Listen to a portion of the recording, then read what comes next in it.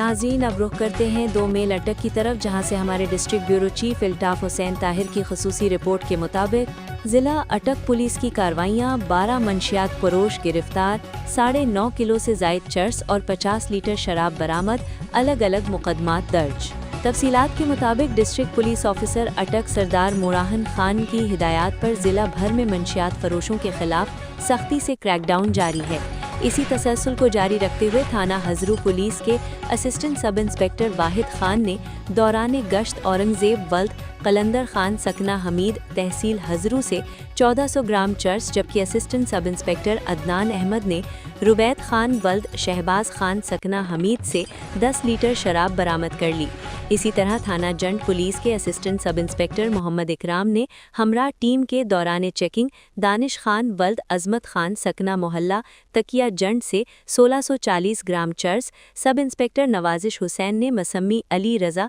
वल्द मोहम्मद रियाज सकना मोहल्ला गौसिया जंड से 1260 ग्राम चर्स, जबकि सब इंस्पेक्टर हबदार हुसैन शाह ने मसम्मी मोहम्मद पारिक वल्द फिरोज़दीन सकना दोमेल तहसील जंड से